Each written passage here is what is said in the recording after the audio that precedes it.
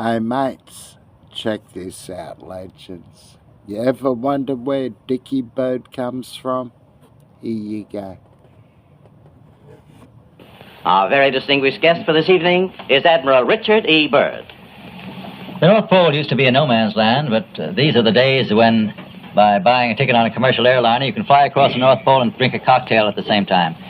You know, only 60 or more years ago, about 35 years ago, our guest tonight found out whether there was any land north of the North American continent. He made that first discovery flight, and I must say that Admiral Byrd, our guest tonight, is not only our greatest living explorer, but he's been an inspiration to countless Americans.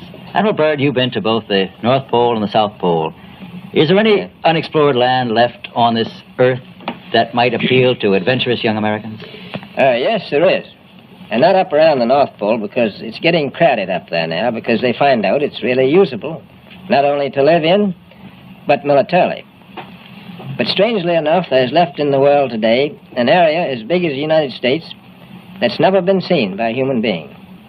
And that's beyond the pole, on the other side of the South Pole, from Middle America. And I think it's quite astonishing that there should be an area as big as that unexplored. That's a tremendous So challenge. there's a lot of adventure left down at the bottom of the world. Well, Admiral, do you hope to see that? I do. Well, Admiral, Yeah. would you say that since you've been to both the extremities of Earth, are these expeditions to such far-off places, are they getting easier because of modern techniques, or is danger still close at hand? Well, it's a little risky, but nothing like it used to be with the old slow planes and the small cruising radius where we had to put down bases. We replaced the dog teams, and of course that was a big improvement. But now the planes go much faster and they are safer, and they have a much bigger cruising radius. You haven't got the danger of a terribly heavy load. Admiral, an expedition to which I believe you're the advisor is now en route. What is that expedition doing? Well, that's the icebreaker Atka, and it's a reconnaissance expedition. It's going down to the South Pole area to make certain observations and to look for some bases. They will be back in April, and they will report back, and upon the information we get from that undertaking, we will base the bigger expedition that's to follow. Is that very definitely planned, or is that... That is being planned right now. So I'm willing to say to you that there will be a number of expeditions that will follow, I think, year after year, at the bottom of the world, because the government has really become interested. Well, Admiral Byrd, I can understand, I think everybody can, the interest in the North Pole because it's so near our greatest challenger, Soviet Russia. But why this interest in the bottom of the world? Nobody living down there, is there? No, it's pretty cold. There's only one permanent resident, that's the emperor penguin. The little ones live further north. I tell you one reason they're interested. It's by far the most valuable, important place left in the world for science. That's why the scientific groups all over the nation are really interested.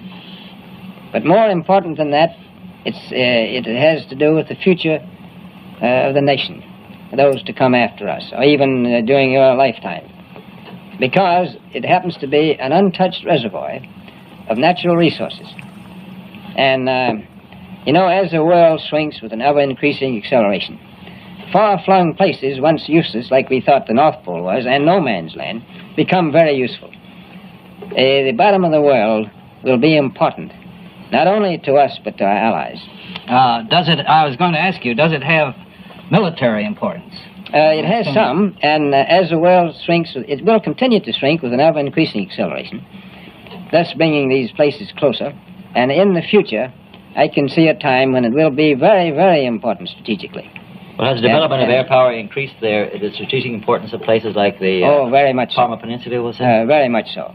Even now, if anything happened and we lost the Panama Canal, we would have to control the islands just north of Antarctica, which are part of Antarctica, and between there and Cape Horn. I've heard it said that there are 7 continents in the world, and one of them has never been seen by a woman, and that's Antarctica. Is that actually true? Well, if the Palma Peninsula is an island, as far as I know, that's true. No woman's ever stepped foot upon the Antarctic continent, and it's the most peaceful place in the world. Well, I'm sure that won't last very long. I understand that now that you're working with the Arnold Bread Company in charge of frozen foods. Now, is there any future for frozen foods down these frozen extremities? Well, I think the human race can be helped by that. This was thought out by Dean Arnold, who's, in my opinion, a great humanitarian. He learned that we went down there after 4 or 5 years and finished a meal that we had left there on the table when we had evacuated Little America. Everything was perfect, including the bread. So he got the idea of this frozen bread, and already he sent some to Europe, and it worked very well over there for some of the starving people. So you can store it down in the Antarctic and against the lean years, and you wouldn't have any people in the world really starving if you did that. Yes, in the event of an atomic war... You'd stay there forever. Admiral, you speak of the resources of Antarctica. What are they? What are the natural resources there? Well, we've found enough of coal within 180 miles of the South Pole in a great ridge of mountains. It's not covered with snow, enough to supply the whole world for quite a while. Well, that's the coal. Now, there's evidence of many other minerals. We're pretty sure there's oil. Now, that coal shows the bottom of the world. Now, by far, the coldest spot in the world. Where that coal is gets 100 below zero in the winter. Well, it was once tropical. So we think there's oil there, and there's evidence, probably uranium there. Is it any secret? Is there uranium there? That would be the only thing that would be practical to actually go after, I suppose. Everything else would be economically unfeasible, wouldn't it? Well, as we recklessly expend our resources, the time will come when we'll have to go after that stuff down there. Well, I avoided what you said about uranium. I'm not sure about that. I don't want to have the world fighting over the Antarctic. Admiral, is there a competition among other nations to try to get information about Antarctica and possibly to secure some of these resources? Well, yes. There are now 7 nations very much interested. Russia is interested tremendously. That I'm sure of.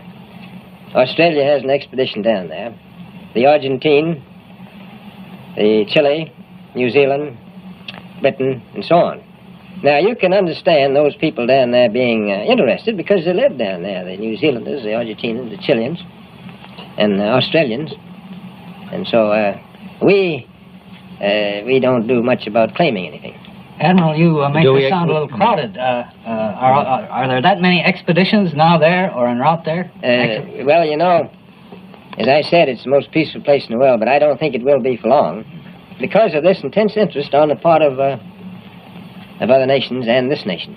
Well, Admiral Byrd, are private expeditions a thing of the past? Is expedition and exploration, making expedition and exploration now purely a government function because of the tremendous cost and organization? No, I don't think so. I think down south it may be more or less a thing of the past, but not other expeditions that go. There's a lot of them go north now. This latest expedition now on the way is a government expedition, I take it. Yes, that's the government. But may I ask you, is there a great difference between the top of the world and the bottom of the world? There is. Now, the North Pole is the center of an ocean 10,000 feet deep. The South Pole, the center of a plateau, 10,000 feet high. The North Polar Sea is surrounded by continents slightly frozen. The Antarctic continent is surrounded by a belt of ice, frozen seas of at least 1,200 miles thick. Now, the south is a plateau. It gets, in some places, 14,000 feet up. I've been over areas about 13,000, and it's a little bit chilly up there. So there's that big difference between the top and bottom of the world. The north really isn't very cold up there on the Arctic Ocean. Not compared to the south. Admiral Byrd, we often hear it said that our young Americans now aren't as hardy as their forefathers. Do you think that Americans do measure up to the standards, the physical standards and morale standards of the past? I do. I don't believe that. I think they're just as hardy. Well, what would you say was the most valuable factor on an expedition? Is it morale or physical courage, or is it sheer equipment? Well, I've always thought that loyalty was by far the most important trait. The British told me that when I first went down in 28 that I couldn't possibly get through the winter night without a mutiny if I took more than 20 men. But to serve science, I had to take 42 men. Then I took 56 the next time, and so on. And I did find that loyalty was the most important thing during the winter night when It's very hard on your nerves. I think that's straight. Well, that's a very valuable characteristic of any time. Well, thank you very much, Admiral Byrd. It's been...